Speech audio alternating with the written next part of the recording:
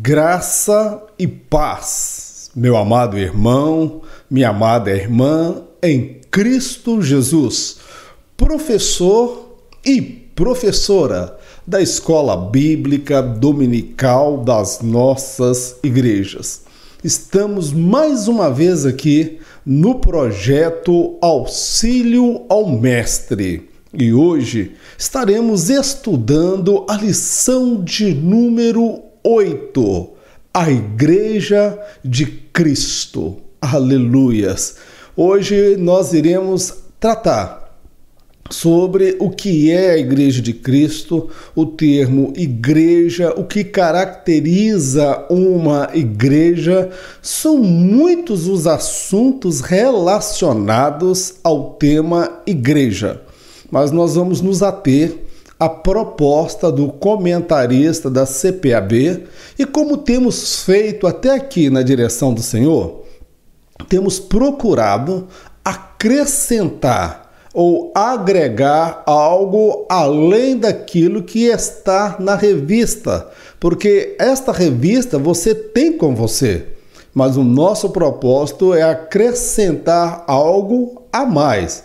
E você, meu amado professor e professora, não está limitado a usar somente a revista ou talvez alguns comentários que faremos aqui. Você pode ir além, na dependência do Espírito Santo de Deus, trazer um assunto que vai de encontro à realidade da sua igreja, da sua classe, dos seus alunos. Vamos lá então ao primeiro momento da nossa lição, que é a introdução. A Bíblia traz o relato do começo e o final triunfal da Igreja do Senhor. Seu começo foi com aproximadamente quase 120 pessoas. Sua inauguração se deu com fogo e derramamento do Espírito Santo. A igreja é o corpo de Cristo. Cada crente faz parte deste corpo e tem seu papel muito bem definido pelo Senhor.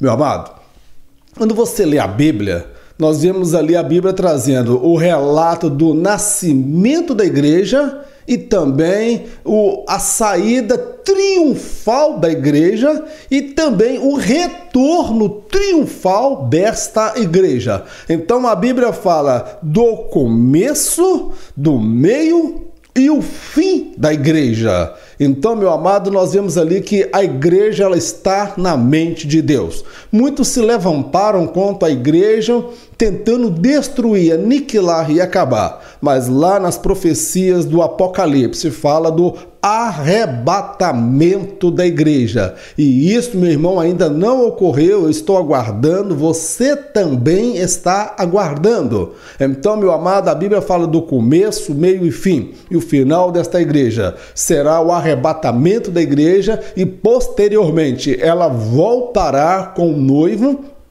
que é Cristo, que já será não mais noivo, mas será o marido, e vai reinar para sempre com ele. Esta igreja ela teve um começo tímido, a Igreja do Senhor. Começou com aproximadamente quase 120 pessoas que estavam reunidas ali no dia de Pentecostes. E a inauguração da igreja ela se deu de uma forma um tanto que inequivocada, estranha, porque ela foi inaugurada com fogo, derramamento do Espírito Santo. Ali estava começando a igreja.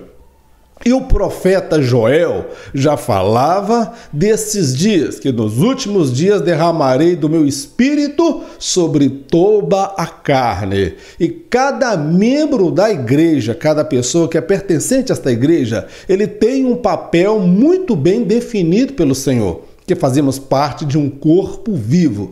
Eu tenho um papel, você tem, cada aluno na sua igreja, na sua sala de aula, ele tem um papel. E que o Espírito Santo, professor, possa te capacitar e me capacitar para levar os alunos a compreender a chamada, o propósito e o desígnio dele para a obra de Deus enquanto corpo de Cristo.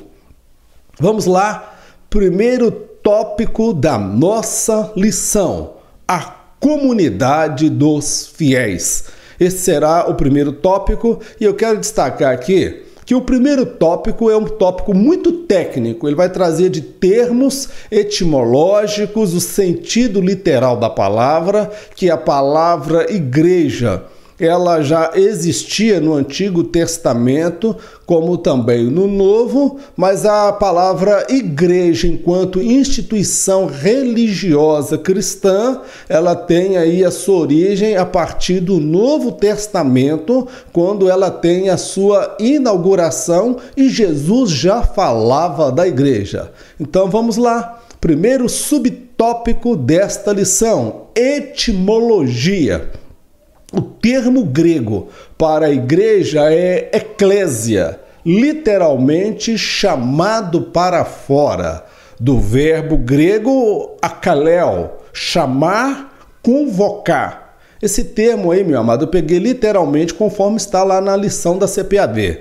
Não tem muita coisa para acrescentar aqui. Então, a etimologia da palavra eclésia é chamado para fora, ou ekaleo, chamar, invocar ou convocar. Então, o que era o termo igreja? Era o fato de chamar pessoas para fora. Amém? Isso aí vem lá do grego, do Antigo Testamento, era um agrupamento, um ajuntamento de pessoas que eram chamadas para fora, ou seja, eram chamadas para uma reunião. Seria chamar, convocar. Vamos lá? Aí eu faço aqui, meu amado, uma reflexão acerca do termo igreja. Igreja, no sentido literal, é chamar para fora, convocar. Então vamos a fazer essa aplicação à luz do sentido de igreja enquanto instituição divina que foi inaugurada por Jesus com o derramamento do Espírito Santo. Eu faço aqui uma reflexão.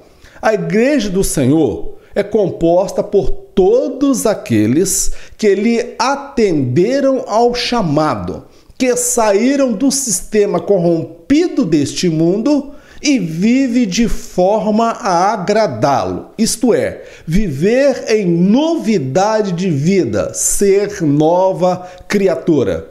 Se o termo igreja é chamados para fora, então a igreja de Jesus são todos aqueles que atenderam ao seu apelo, ao seu chamado.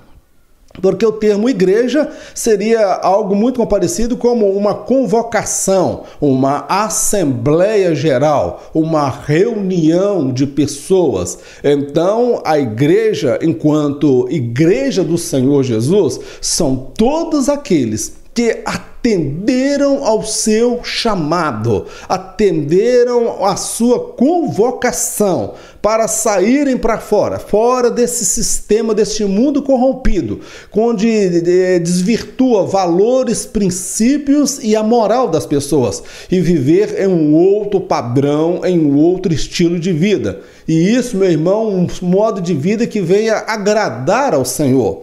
Isto então nós podemos dizer que é viver em novidade de vida, ser nova criatura. A igreja, ela está aqui na terra, mas nós somos chamados para fora do sistema deste mundo. Quando Jesus fala que o mundo jaz no maligno, ele está se referindo ao sistema. A igreja, ela está no mundo para influenciar o mundo, porque nós somos o sal da terra. Vamos então, meu amado, ao próximo subtópico da nossa lição. A Assembleia dos Cidadãos. Literalmente, o termo igreja também diz respeito a uma reunião formal de pessoas de um local ou cidade para tratar de assuntos em comum de interesse coletivo. Então, a Assembleia dos Cidadãos, o que era isso? O termo democracia vem de lá do grego, que era o governo do povo. As pessoas se reuniam para tratar de assuntos em comum. Ali estava uma eclésia, ou seja, uma igreja, ou seja, as pessoas eram convocadas e chamadas para tratar de assuntos em comum relacionado a coletividade relacionada àquele grupo de pessoas. Então, daí a Assembleia dos Cidadãos, que é eclésia, convocar e chamar. Aí eu faço aqui também uma reflexão sobre esse segundo tópico. O que torna a igreja diferente de um ajuntamento de pessoas é a presença atuante do Espírito Santo e a adoração ao Senhor Jesus. Onde está o Espírito do Senhor, ali há santidade e perdão. Então, meu amado, o que difere a igreja de Jesus da reunião de cidadãos? Etimologicamente, a palavra igreja é a mesma, tanto para o ajuntamento de cidadãos quanto para o ajuntamento de outras pessoas com outro propósito. Mas o que torna a igreja diferente de um ajuntamento de pessoas é a adoração ao Senhor Jesus e a manifestação do Espírito Santo de Deus. Agora, há lugares que há ajuntamento de pessoas, muita cantarola, muito louvor, que não é adoração a Deus, e não há a manifestação do Espírito Santo de Deus. O que torna a igreja diferente de um ajuntamento e de um agrupamento de pessoas, meu irmão, é a adoração ao Senhor Jesus e a manifestação do Espírito Santo de Deus. Eu quero destacar que onde há o Espírito Santo, há santidade, mudança de vida. Aquele que está em Cristo Jesus, nova criatura é. As coisas antigas passaram e eis que tudo se fez novo. Onde há o Espírito Santo, meu irmão, vai haver perdão. Perdão e arrependimento. Pessoas confessando e abandonando seu pecado. Pessoas se perdoando. Pessoas se abraçando, corações quebrantados. É isso que torna a igreja do Senhor diferente de um agrupamento e ajuntamento de pessoas. Eu me preocupo com a minha geração, porque nós vemos hoje muitas igrejas e pouca essência de Deus. Vemos muitos congressos, muitos movimentos, cujos objetivos não é edificar vidas, não é ganhar almas, mas é gerar dinheiro.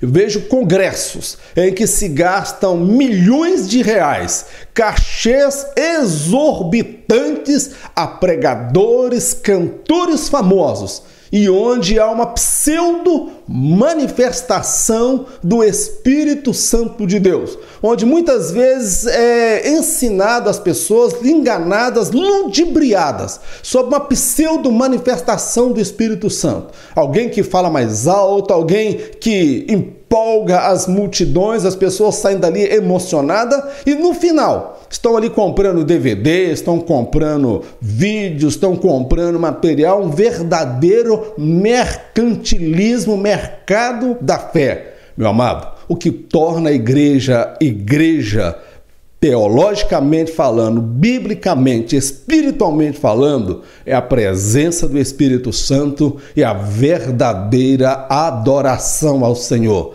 Temos visto muitas festas por esse Brasil afora, dentro daquilo que se chama igreja, mas Jesus mesmo está do lado de fora.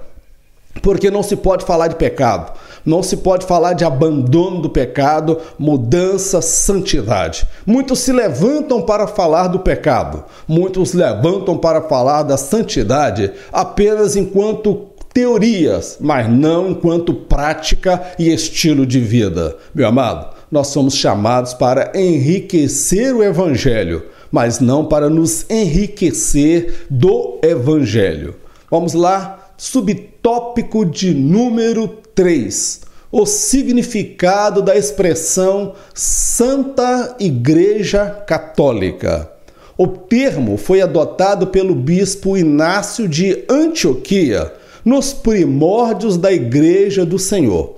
Ele entendia que a igreja não era apenas local, mas universal, que a mesma alcançaria todos os povos. Amado, o termo Santa Igreja Católica não significa o catolicismo romano que nós temos aí, do qual muitos de nós já fomos membros. Eu não nasci num lar evangélico, eu era católico e o Senhor me alcançou, e tenho muito respeito, carinho pelas pessoas católicas, porque foi lá que eu aprendi os primeiros passos da minha fé cristã. Então, nós temos que tomar muito cuidado e ter respeito com as pessoas com as quais convivíamos antes. A gente não pode desprezar essas pessoas. Temos que ser gratos a Deus, porque foi o lugar que nós tivemos, de certa forma, conhecimento de valores e princípios. Agora, nós precisamos entender que uma coisa é o católico e outra coisa é o catolicismo. Católicos são as pessoas, catolicismo é um sistema. Mas voltando ao termo Santa Igreja Católica, nós observamos que esse termo ele foi introduzido pelo bispo em Antioquia, o nome dele era Inácio, porque ele entendeu que a igreja ela não era somente local. A igreja era universal. A palavra católica, ela tem um sentido de universal ou então mundial. Aí nós vemos aí igreja católica, igreja universal, igreja mundial, essas denominações. Mas não é ela que nós estamos nos referindo. O termo igreja se refere, meu irmão, católica, porque ela alcança todos os povos. Inácio já entendia isso. No início da igreja, nós precisamos destacar que os judeus achavam que a salvação era somente para os judeus. Até que o irmão Pedro vai à casa de Cornélio, aquele centurião romano, e lá o Espírito Santo é derramado sobre Cornélio e toda a sua casa, todos foram batizados. Aí eles entenderam que Deus não estava fazendo acepção de pessoas, que tanto o judeu, o português, o brasileiro, o italiano, o japonês, o africano, ou seja, todos os povos seriam alcançados pelo Senhor. Então a igreja ela não estava limitada a Israel, a Jerusalém. Tanto é que Antioquia não era pertencente a Israel, pertencia ao Império Romano. E é lá que esse bispo teve o entendimento que a igreja era universal. Daí santa, porque ela é santificada, igreja, porque foram aqueles que foram chamados e atenderam o apelo de Jesus, e católica no sentido de universal, mundial. Amém, amados? Então fica claro aqui que não está se referindo ao sistema catolicismo, a igreja católica que temos aí. O termo Santa Igreja Católica foi o termo elaborado e pensado pelo bispo lá nos primórdios da igreja, ainda lá no primeiro século da igreja. Amém, meu querido? Então aí eu aproveito e faço também uma reflexão acerca desse subtópico de número 3. Os títulos e nomes atribuídos a um determinado segmento cristão não farão sentido algum se o mesmo não observar os padrões morais, espirituais e éticos estabelecidos na Bíblia, a qual foi, é e continuará sendo o único livro de regra de fé da verdadeira igreja. Então, meu amado, é muito bom entender isso. Porque alguém pode dizer, essa aqui é a igreja universal, essa aqui é a igreja mundial, a minha é a assembleia, a minha é a presbiteriana, a minha é a metodista, a minha é a maranata. Cada um, vamos dizer, de certa forma, puxa a sardinha aí, puxa a sardinha para sua brasa. Isso é próprio. O lugar bom, perfeito, é o lugar onde eu estou. Isso é próprio do ser humano, isso é antropológico, isso faz parte do ser humano. Mas nada importa títulos e nome atribuído a algum segmento cristão aí, se ele não está respaldado dentro dos princípios morais, éticos e espirituais estabelecidos pela palavra de Deus, que é a Bíblia. E diga-se de passagem, em se tratando de igreja, o único livro de regra de fé para determinar assuntos doutrinários, morais e éticos na igreja é a Bíblia. Não é a palavra de bispo, não é a palavra de papa, não é a palavra de presidente de ministério que determina quais são as diretrizes da igreja. Então, se o que ele diz estiver em conformidade com a Bíblia, amém. Mas se o que ele diz e o que ele faz e o que ele determina não tem amparo bíblico, nós não temos que seguir esse líder. Esse líder, ele não anda na direção de Deus. Eu já falei e torno a dizer que o grande perigo da igreja é quando ela começa a deificar homens, ou seja, tornar esses homens quase que inerrôneos e homens perfeitos que nunca erram e quando falam é a boca de Deus falando. Eu me lembro de uma passagem que o povo virou para Josué e disse: Josué, nós te seguiremos todos os dias da sua vida, com uma condição, que o Senhor seja contigo.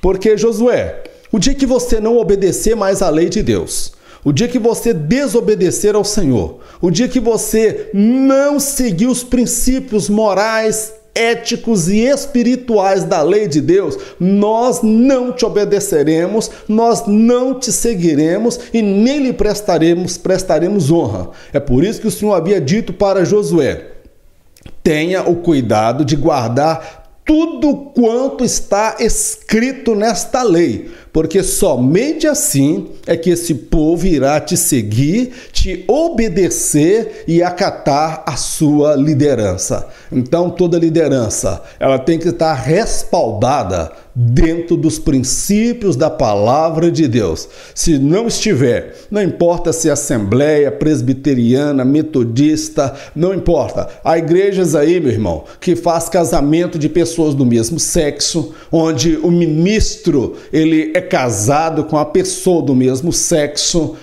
Nós vemos aí verdadeiras aberrações teológicas e doutrinárias. Alguns lugares apregoam que o rapaz ele pode ter relação sexual com a moça desde que ela venha consentir. A Bíblia fala de pureza sexual. O Deus do Antigo Testamento e do Novo, irmão, ele é o mesmo. Então, o único livro de regra de fé da igreja é a Bíblia. Agora, as convenções e as reuniões humanas para decidir o futuro da igreja e as diretrizes da igreja, se não tiver respaldado na palavra de Deus, meu irmão, não tem valor nenhum. É apenas um ajuntamento e um agrupamento de pessoas.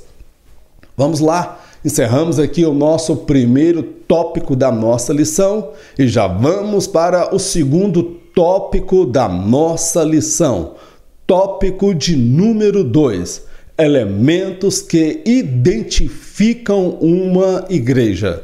O primeiro tópico foi um tópico muito técnico, estabelecendo o que é igreja, o nome, a etimologia, para você entender que esse termo igreja não era apenas uma exclusividade da igreja como a temos hoje. Embora esta palavra igreja, nós aculturamos esta palavra e associamos esta palavra a um movimento religioso cristão. Amém?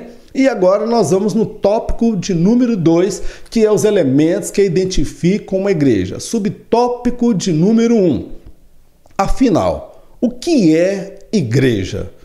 É toda congregação ou assembleia que se reúne em torno do nome de Jesus Cristo como Senhor e Salvador, professando sua fé nele publicamente de forma diversificada, aberta a todas as pessoas, a qual inclui o batismo e a ceia do Senhor, nas reuniões específicas.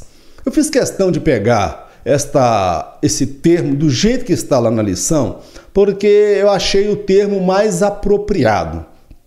Poderia trazer aqui várias definições de igreja, mas eu achei por bem, na direção de Deus, usar o que foi proposto pelo comentarista, porque ele foi muito feliz. Então, a igreja é uma congregação, assembleia que se reúne em torno do nome do Senhor e Salvador Jesus Cristo. Ou seja, a igreja ela é cristocêntrica, Cristo é o centro e ela professa a fé nele publicamente. Não é aqueles crentes secretos que você nem sabe que é crente. Ele é crente na igreja, mas na sociedade ele não é. Ele é crente lá na igreja adorando, mas fora da igreja ele está posando em revistas femininas, ele está expondo o corpo dele, pulando carnaval. E é como nós vemos aí, muitos famosos dizem ser cristãos, mas não mudaram de vida. E muitos que professam a fé no Senhor Jesus parece que têm vergonha de declarar isto publicamente. Então, a igreja é esse grupo de pessoas reunidas no nome do Senhor Jesus para adorar a Jesus, publicamente professa a fé nele de forma diversificada, aberta a todas as pessoas. A igreja, meu irmão, ela não é uma entidade secreta. A igreja não é uma entidade secreta, ela é uma entidade aberta a todas as pessoas que desejarem participar dos cultos, participar da igreja, ela tem a liberdade, amém? Verdade é que na igreja as pessoas entram problemáticas, entram com pecados, entram com erros de conduta moral, mas à medida que as pessoas vão deixando a palavra de Deus transformá-las, elas vão passando também por uma mudança de vida, mudança de caráter. E na igreja nós temos também o batismo e a ceia do Senhor. Isto é igreja, amém, amado? Igreja dentro do conceito bíblico. Vamos lá, uma meditação sobre esse subtópico. Na igreja verdadeira, há abandono de pecado e mudança de vida. Na igreja verdadeira, há paixão pelas almas e não por dinheiro. Na igreja verdadeira, há cura do corpo e também da alma. A igreja verdadeira é composta de pessoas imperfeitas em busca da perfeição. Essa daí é mais outra característica da igreja. Na igreja verdadeira, há abandono de pecado e mudança de vida. Na verdadeira igreja, ou seja, abandono de pecado. O que é igreja? Chamados para fora. Chamados para fora desse estilo de vida pecaminoso no qual essa sociedade está inserida. Então, se você participa da igreja, mas está inserido dentro dos pecados que a sociedade vive nele, você não entendeu ainda o que é igreja. Você começa a ser, de fato, igreja quando você sai para fora desse sistema pecaminoso e vive uma vida diferente.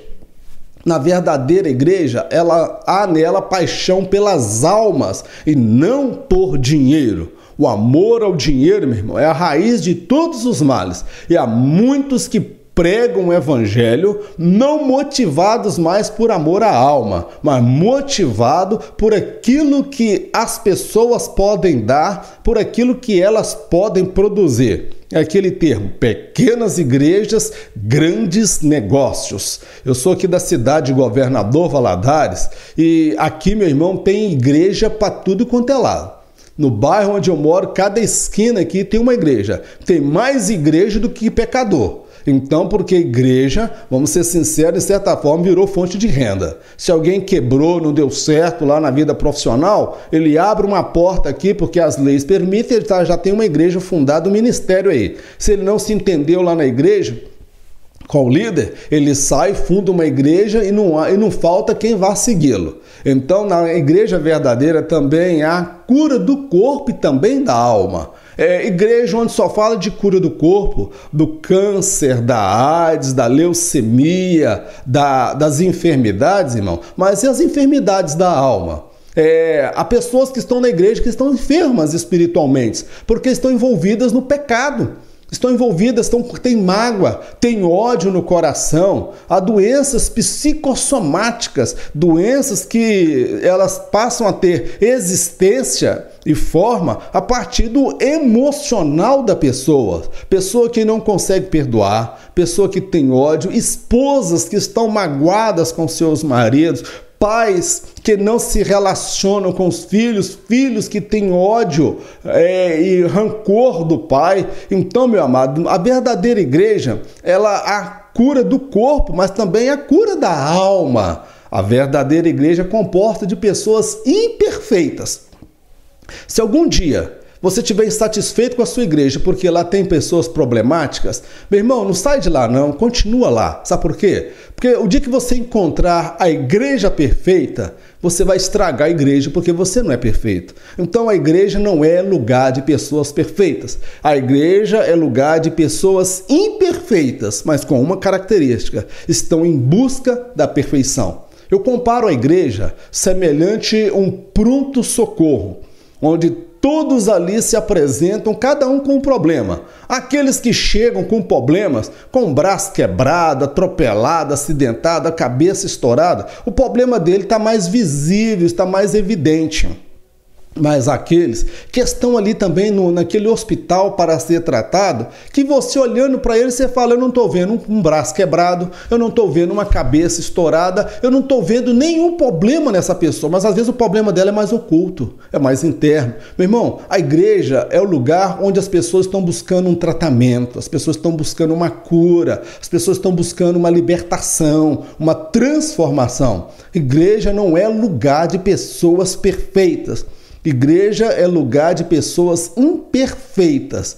Então, meu irmão, continue na sua igreja. Se você tiver que mudar, façam, porque Deus está te orientando, te conduzindo para um outro propósito. Mas não é porque você está insatisfeito com aquela igreja, porque lá tem pessoas problemáticas. Você pode sair da Assembleia de Deus, você pode ir para outra denominação, que eu não vou falar o nome por uma questão de ética, mas lá você vai encontrar pessoas com os mesmos problemas, com as mesmas características da igreja que você saiu, porque a igreja é composta de pessoas imperfeitas. O pastor é imperfeito, o presbítero é imperfeito, o diácono é imperfeito, o professor é imperfeito e este que vos fala é o mais imperfeito de todos. Amém, amado? Então a igreja é lugar de pessoas que estão buscando uma transformação e uma libertação.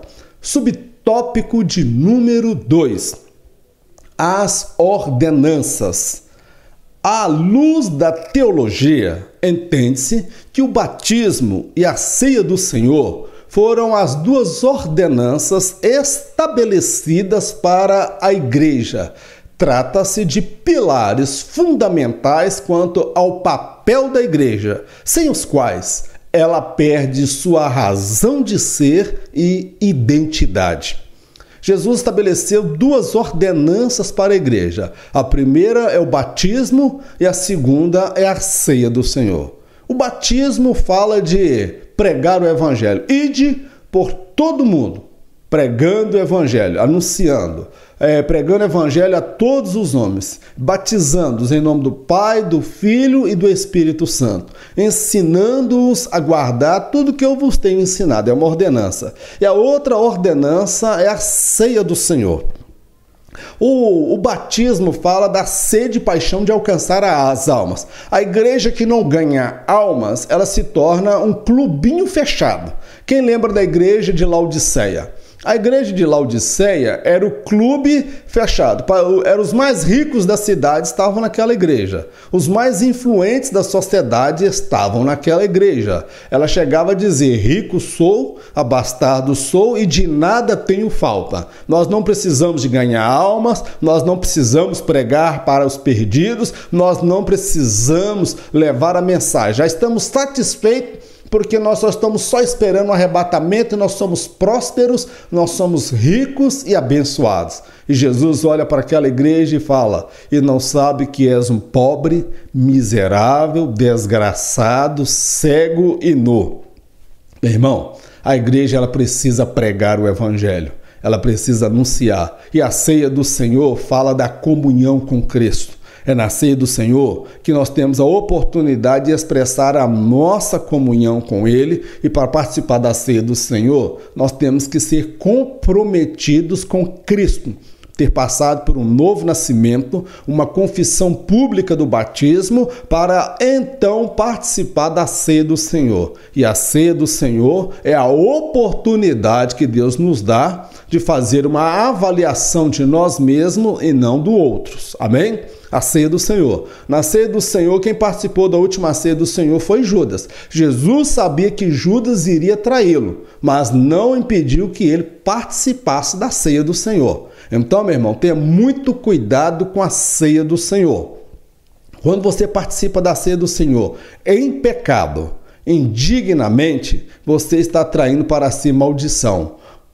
Judas participou da última ceia do Senhor. E no dia seguinte ele comete o suicídio, ele tirou a própria vida. Então tome cuidado, Santa Ceia é coisa séria. Eu quero fazer aqui uma breve meditação. A igreja possui uma tríplice missão, as quais são missão para com Deus, missão para consigo mesma e missão para com o mundo. Então a igreja ela está alicerçada, vou tentar colocar aqui um tripé. Tríplice missão da igreja. Missão para com Deus. Ou seja, a igreja, tudo que nós fazemos na igreja tem como objetivo o Senhor. Adorar o Senhor, não é agradar homens. Não é fazer louvor bonito para agradar homens. Pode ser que alguém cante desafinado, desentoado. E a igreja pode falar, nossa, mas não canta bem, mas está fazendo para o Senhor. E pode ocorrer de alguém cantar afinado, cantar muito bonito e não ter vida com Deus. A missão da igreja é para com Deus no que diz respeito à adoração e prestação de serviço. A outra missão da igreja é a missão para consigo mesma. A igreja precisa cuidar daqueles que estão inseridos dentro da igreja. Por isso, uma das ordenanças é a Santa Ceia. A igreja, dentro da igreja, existe projeto social que é dar assistência financeira àqueles que estão passando dificuldades em dado momento da sua vida. Então a igreja tem uma missão para com Deus, ela tem uma missão para consigo mesmo e a igreja tem uma missão para com o mundo. A missão para com o mundo é o que Jesus diz: ide por todo mundo e pregai o evangelho em nome do Pai, do Filho e do Espírito Santo, batizando essas pessoas. Então é missão da igreja influenciar o mundo. Não é missão da igreja se fechar dentro das paredes e esperar a volta de Jesus e o mundo que se lasque para lá. Muitas vezes nós julgamos as pessoas, julgamos a sociedade, quem pula carnaval, quem dança funk, o homossexual, a lésbica, a prostituta. Meu irmão, é papel da igreja evangelizar, alcançar essas pessoas. Então a igreja tem a sua tríplice missão. E se ela não compreende essa tríplice missão, ela não entendeu a sua chamada, a sua vocação. Eu fico me preocupando, porque há muitas igrejas que parecem uma sociedade secreta, um clubinho fechado que não pode nem dizer igreja. Igreja tem que ter conversão, tem que ter alma se rendendo a Cristo. Há muitas igrejas que crescem, não é porque ganhou almas para Jesus, não. É porque os crentes têm filhos e ali se torna uma família grande, mas quando vai fazer o batismo, é filho de crente que está batizando. É bênção os nossos filhos professar fé no Senhor Jesus, mas precisamos levar almas aos pés de Cristo. Observe o que aconteceu em Jerusalém. E observa o que pode acontecer com a igreja brasileira. Estavam todos em Jerusalém, batismo com o Espírito Santo, dons espirituais, cada pregação de Pedro era 3.000, 5.000 almas e o lugar estava gostoso demais. E Deus, percebendo que eles não saíam de Jerusalém, mas eles não foram nem na Samaria, nem na Judéia e nem aos confins da terra, ficaram todos em Jerusalém. Então Deus permite uma perseguição E a igreja, meu irmão, ela se dispersa, foi parar crente lá em Antioquia. Quando Paulo chega lá e Barnabé vai lá, já tinha uma igreja composta lá. O que é isso? Foram aqueles que fugiram da perseguição, acabaram pregando o evangelho e alcançando almas, meu irmão. Eu me preocupo com a igreja brasileira. Será que nós não estamos à beira de uma perseguição religiosa para despertar a igreja para a sua divina vocação, a sua chamada, que é levar almas aos pés do Senhor?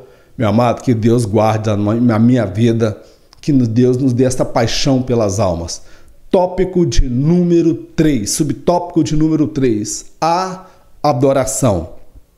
O louvor, a pregação, os dízimos, as ofertas, as orações e o testemunho devem ter como alvo exclusivamente a adoração àquele que é o único digno da adoração, o nosso Senhor Jesus.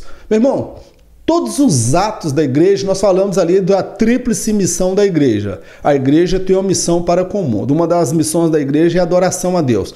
Tudo o que acontece na igreja, seja o louvor, a pregação, os dízimos, as ofertas, as orações, o testemunho, tudo que é feito tem que ter como objetivo uma adoração ao Senhor. O culto não é feito para mim. O culto não é feito para você. Há pessoas que falam, eu não gostei daquele culto, mas não era para você. Para você é sua festa de aniversário na sua casa ou num clube. Para você é a festa que você banca. Mas na igreja, o culto e a adoração, ela é direcionado ao Senhor.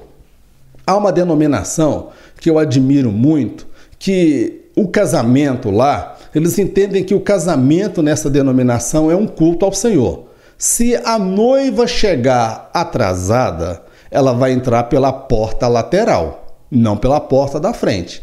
E se ela atrasar mais do que o tempo estabelecido e esperado, ela pode entrar para assistir o culto, porque eles entendem que o casamento não é a coisa mais importante dentro da igreja, mas ele faz parte do culto ao Senhor. Meu irmão, tudo que acontece na casa do Senhor é um culto de adoração a Deus. E eu fico muito preocupado quando eu vejo cultos dedicados a pastores, cultos para homenagear presidentes de ministério, cultos para venerar homens, cultos quando eu já testemunhei, irmãos, eu estou falando do que eu conheço. Culto de aniversário do pastor presidente. Aparecia um bando de puxa-saco com um envelopezinho com dinheiro na mão.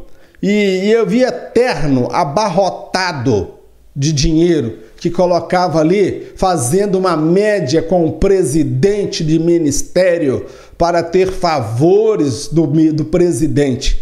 Então, na obra de Deus, está muito puxa-sacos, muitos bajuladores que estão deificando homens, que estão trocando a verdadeira adoração a Cristo pela reverência e deificação a homens pecadores. Quando nós falamos da corrupção de Brasília, de dinheiro na cueca, dinheiro na mala, nós precisamos entender que muitas igrejas aí, irmãos, a verdadeira veneração a homens que são tratados como se fossem divindades, que nos seus aniversários é feito aquele culto e vem aqueles presentes. Meu irmão, eu não estou dizendo que a gente não deva dar a honra a quem é digno de honra, mas nós temos que tomar cuidado para nós não invertermos o ônus da coisa. Nós damos mais honra a homens do que a Deus. Não foi esse o erro que o sacerdote Eli cometeu nos seus dias? Ele dava mais honra aos seus filhos do que a Deus? E o resultado você sabe. Deus matou Ofni e Finéias no mesmo dia e matou o sacerdote Eli. Ninguém toca na glória de Deus, fica vivo para contar a história. Porque se Deus ele é fogo consumidor. Vamos lá, uma breve meditação.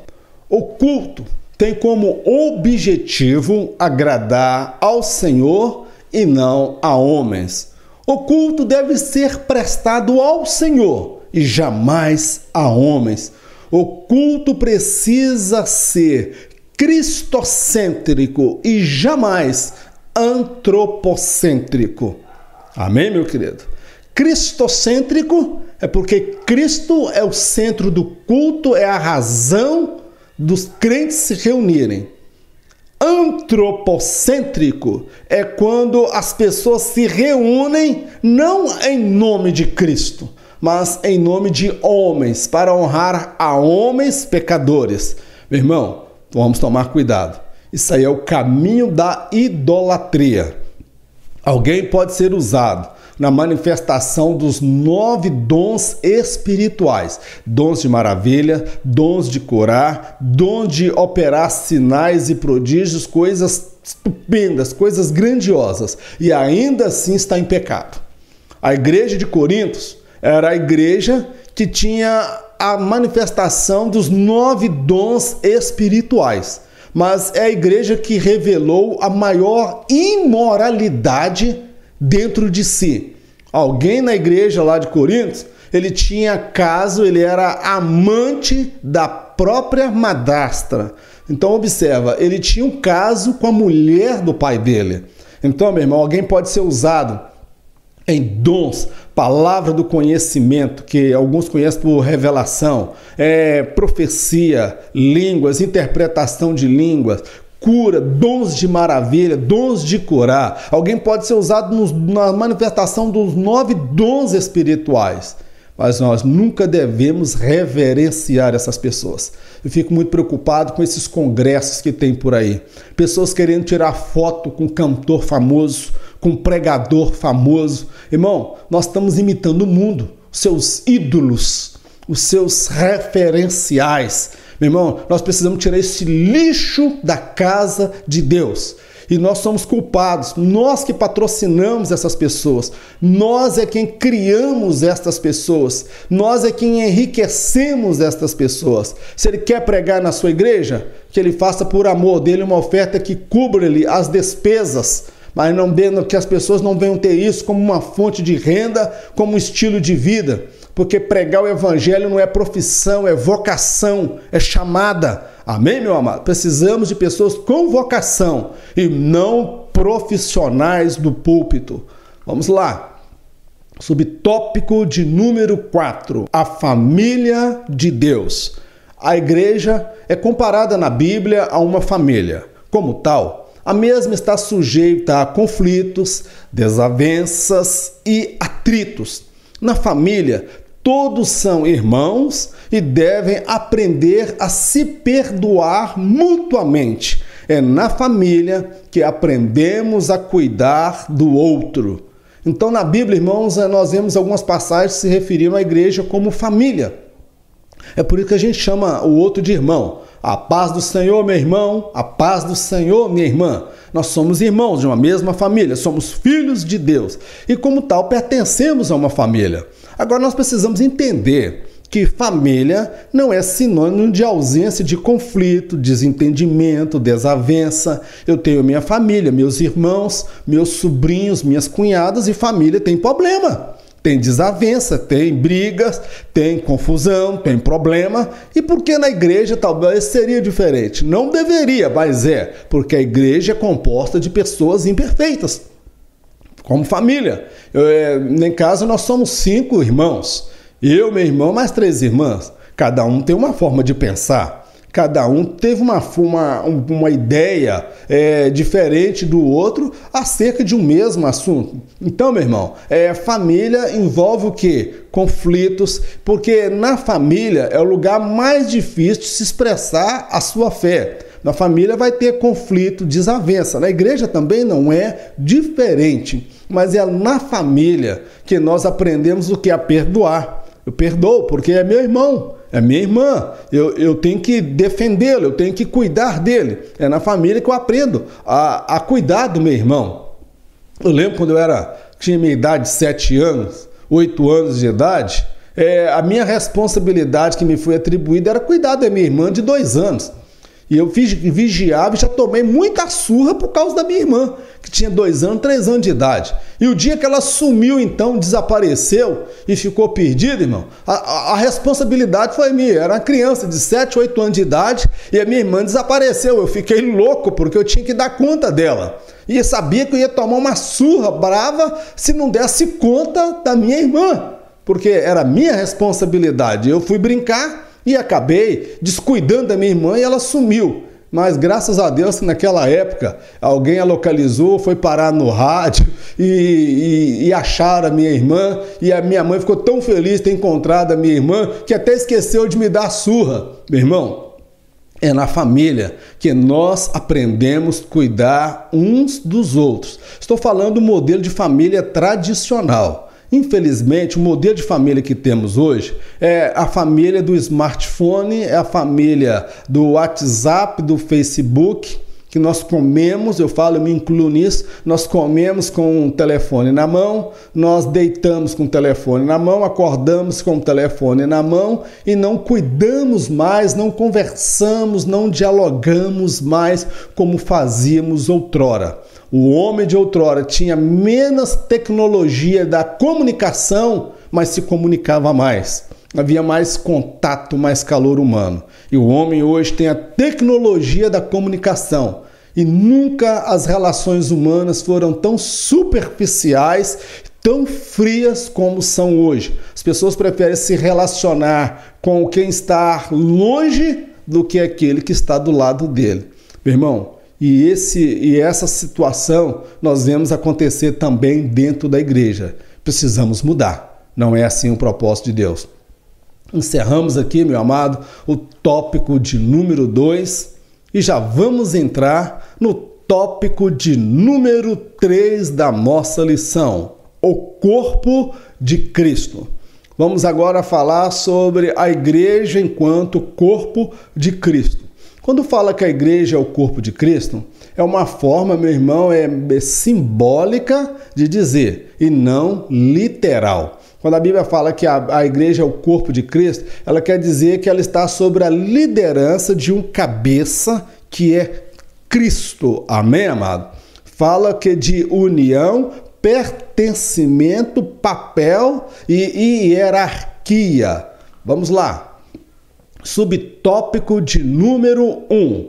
O corpo e seus membros. Enquanto corpo, há uma lei que norteia a igreja do Senhor, a saber, a lei da interdependência, onde cada pessoa depende direta ou indiretamente do trabalho e ministério do outro. Então, observa, o que é o corpo? O corpo ele é constituído de vários membros. Você pode observar aqui, você vai conseguir olhar minhas orelhas, que são pequenas por natureza, meus olhos, nariz, boca, ombro, mas tem perna, braços, tem vários membros do meu corpo. Então, cada um tem um papel muito bem definido. E há membros que são vistos. Você vê a minha mão, você vê o meu rosto, mas você não consegue ver o meu fígado, os meus órgãos internos. O que isso significa? Que quando a Bíblia fala do corpo de Cristo, ela está falando como a igreja funciona, como ela deve funcionar. A lei da interdependência, ou seja, eu dependo do trabalho do outro. Imagina que a mão está brigada com a boca e a mão resolve não mais colocar a comida na boca, porque é a boca que fala, é a boca que se expressa, é a boca que é elogiada porque ela expressa a oratória. E a mão pode ficar com ciúmes e fala que não vou cuidar mais da boca. E a boca agora fica orgulhosa porque ela acha que é a última bolacha do pacote. Isso aí é uma brincadeira só para vocês entenderem um pouco. Então, a lei da interdependência. Um membro depende do outro. Há membros que têm mais destaque. O presbítero que senta lá na frente, o pastor, o diácono, o professor da escola dominical. Há algumas funções ali que estão em destaque. E época de festividade nas nossas igrejas, então, eu costumo dizer que ressuscita até morto. Pessoa que está desaparecida, pessoa que está sumida, aparece para cantar. Porque tem muito crente pavão que gosta de aparecer, ele gosta de ser visto, mas nem todos foram chamados para aparecer. Aos anônimos, aqueles que estão ocultos. Imagina se o coração resolvesse mostrar que está lá dentro trabalhando, que o fígado resolvesse pular para fora para mostrar lá que está trabalhando. Então, meu irmão, você precisa entender qual é a sua chamada na obra de Deus. Não seja afoito em querer pedir consagração, o pastor não olha para mim, a igreja não me valoriza, aquela visão de coitadinho de mim, aquela visão de que ele está sendo injustiçado, que não a ele a honra devida. Meu irmão, para com isso. No arrebatamento, lá na glória de Deus, quando o Senhor entregar o galardão, você vai ser galardoado, meu irmão, por aquilo que você fez. As irmãs do círculo de oração das nossas igrejas, que estão intercedendo pela obra de Deus, elas irão receber o seu galardão. Agora eu quero dar um recado aqui para as irmãs do círculo de oração. O círculo de oração ele tem como objetivo interceder e não cantar. Nós vemos aí uma verdadeira inversão de finalidade. Uma verdadeira mudança de finalidade. O ciclo de oração ele tem como objetivo orar e interceder pelas pessoas, o corpo de Cristo, pelo ministério, o corpo de obreiros. Agora, há muitos lugares, eu não sei aí na sua igreja, mas há muitos lugares por aí que esse ciclo de oração ele canta e se reúne para ensaiar e não para orar. Eu sou da opinião que não deveria existir grupo de louvor, círculo de oração. Deveria ser dado outro nome. Mas o objetivo dessas irmãs deve ser orar. E no devido tempo, Deus te dará a sua recompensa. Vamos lá, subtópico de número 2. A morada de Deus. Por mais luxuosos que sejam, Deus não habita em templos e sim no coração de cada crente. Cada um dos crentes é responsável pela presença e manifestação de Deus em sua vida. Não se pode transferir a terceiros tal responsabilidade ou privilégio. Meu amado, observe uma coisa. A igreja ela é a morada de Deus. Mas não estou me referindo à igreja, parede, porcelanato, ar-condicionado. Não estou me referindo à estrutura física, à igreja com CGC ou CNPJ. Estou me referindo à igreja espiritual. É aquele crente que tem um nome escrito no livro da vida. Deus, por mais luxuoso que seja lá o templo de Salomão, seja lá o templo da rainha de Sabá, seja lá o templo de Davi, seja lá a catedral de não sei das quantas, Deus não habita em templos, meu irmão. Deus habita em corações. E é minha responsabilidade e é sua responsabilidade individual sobre a presença e a manifestação de Deus sobre a sua vida. Você é a pessoa responsável pela presença. Pedro virou certa feita para Ananias e perguntou: Ananias, por que você deixou que Satanás enchesse o seu coração?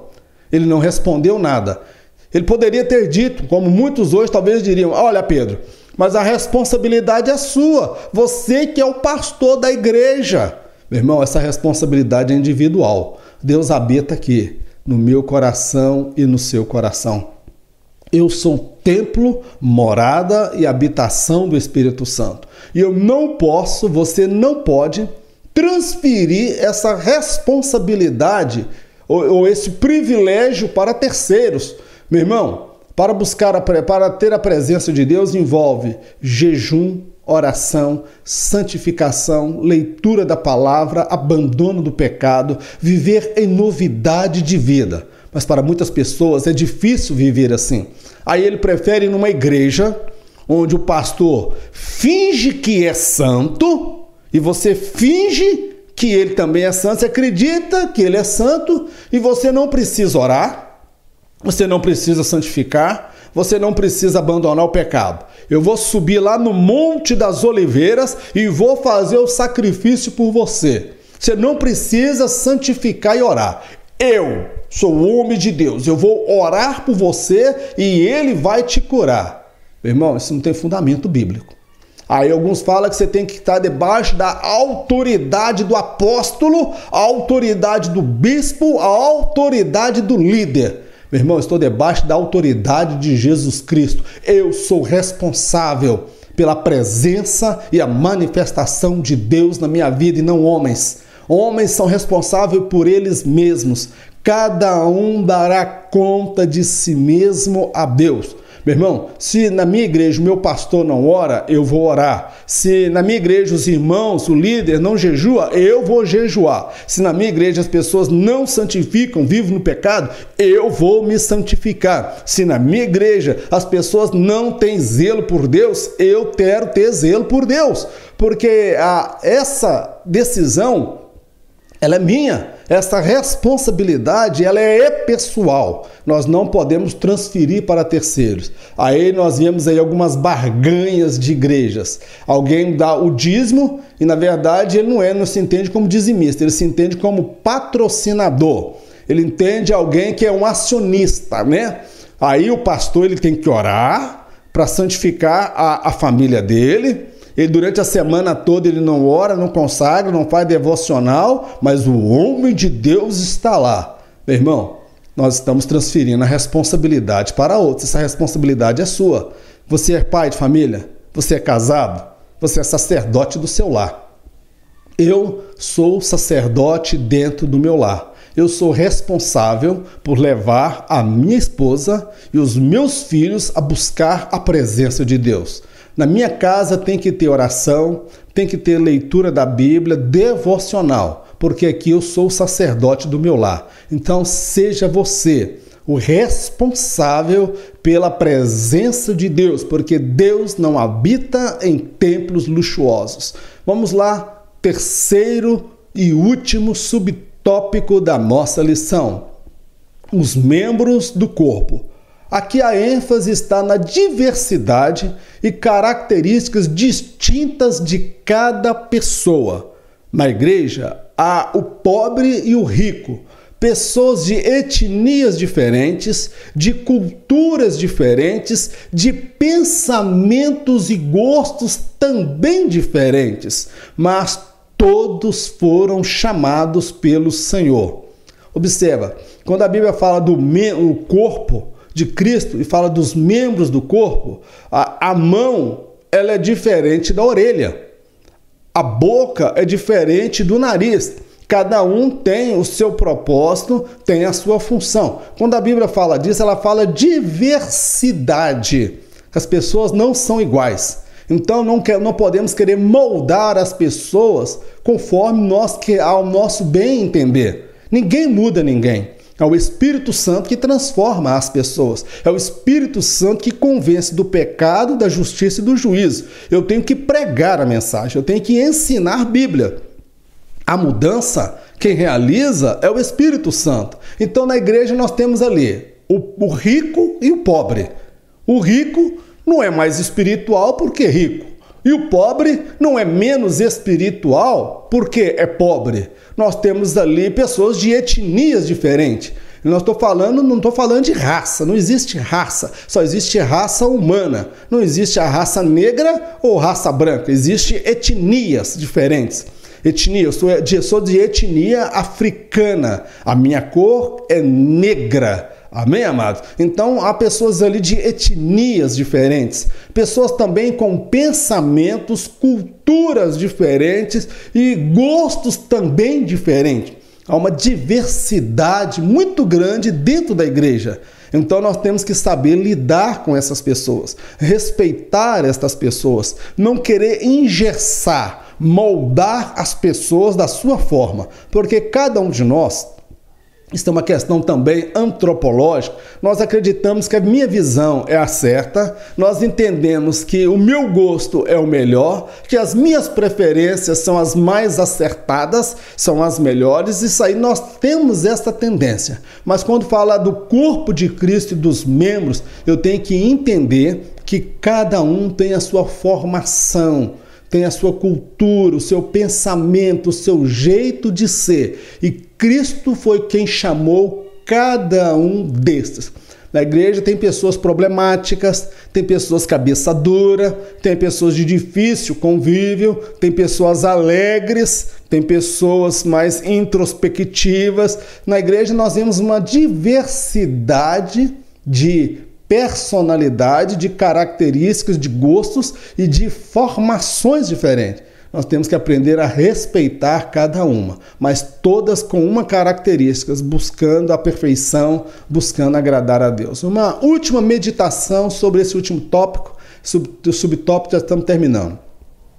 A unidade do corpo de Cristo não é o mesmo que unicidade de pensamento. As pessoas pensam diferentes, têm formações de vidas distintas uma das outras, mas em nome da unidade decidem caminhar juntas, deixando para trás os interesses pessoais em virtude dos interesses da coletividade. Amém? Isto é a igreja. E unidade de propósito, irmãos, e unidade do corpo de Cristo não é unicidade de pensamento. Eu penso igualzinho o meu pastor, eu penso igualzinho o presidente do ministério, eu penso igualzinho ao diácono. Não, eu posso pensar diferente dele, eu posso ter um entendimento diferente dele, eu posso ter um gosto diferente dele. Então, meu amado, unicidade nela não existe, que é o mesmo pensamento. Existe o mesmo propósito. Qual é o propósito? Vamos caminhar junto. Agora, em nome da coletividade e não dos meus interesses pessoais, eu vou abrir mão, talvez, do meu interesse, do meu orgulho, para que a obra de Deus cresça. Assim foi o Sinédrio, o primeiro Sinédrio. Alguns achavam que os cristãos deveriam observar a lei de Moisés.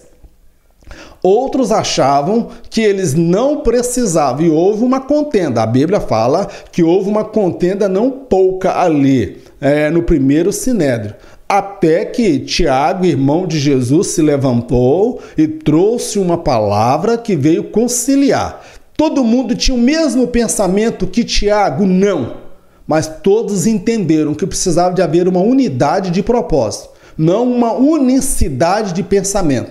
Então houve uma convenção em que todos compreenderam quais deveriam ser as atribuições estabelecidas para os cristãos gentios, que não eram judeus, que não foram criados dentro da cultura judaica. Então, meu irmão, é isso que nós precisamos compreender. A igreja é isso. Não é eu querer impor a minha vontade, não é eu querer impor a minha preferência, impor o meu gosto, a minha forma e o meu jeito. Isso aí é autoritarismo, isso aí é orgulho, prepotência, soberba e vaidade. Então nós temos que abrir mão dos nossos interesses pessoais e ter como foco em vista a coletividade. Amém, meu amado? Que Deus abençoe a sua vida. Encerramos aqui o trabalho. E eu quero pedir a você, amado irmão em Cristo Jesus, que ore pela minha vida. Eu careço das suas orações. Tenho enfrentado batalhas ferrenhas. Cada trabalho desse que eu vou fazer, que eu vou gravar, editar e colocar, tem sido um desafio. Deus sabe as lutas, as dificuldades que eu estou passando. Eu quero contar com o seu apoio, com a sua oração. Me adote nas suas orações. Você me tenha como um filho seu. Eu careço do seu apoio. Eu careço das suas orações, da sua intercessão. Deus sabe o que eu estou enfrentando. Eu quero contar com a sua ajuda. Vamos encerrar. Senhor, nós te agradecemos por mais esta oportunidade de aprender juntos a tua palavra. Toda honra, toda glória, todo louvor a ti pertence. Meu Deus, ensina-nos a compreender o que é igreja. Igreja, ela precisa ter paixão pelas almas. A igreja, ela precisa ter uma adoração verdadeira ao Senhor Jesus. A igreja, ela precisa cuidar dos seus membros, daqueles que estão padecendo. A igreja, ela tem uma missão para com o mundo.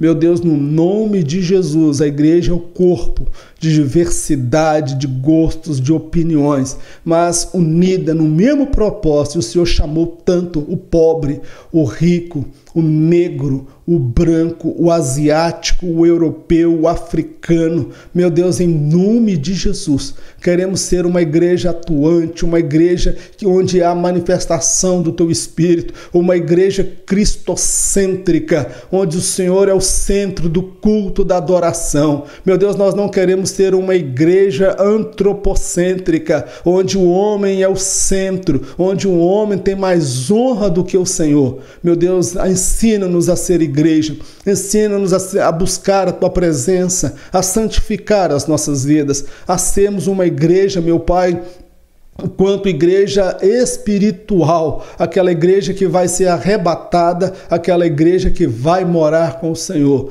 Eu sou o templo do Espírito Santo, meu irmão, a minha irmã é templo do Teu Espírito Santo. Pai, nós te agradecemos por esta aula, por este estudo, e nós te glorificamos e exaltamos o Teu nome, no nome de Jesus. Amém.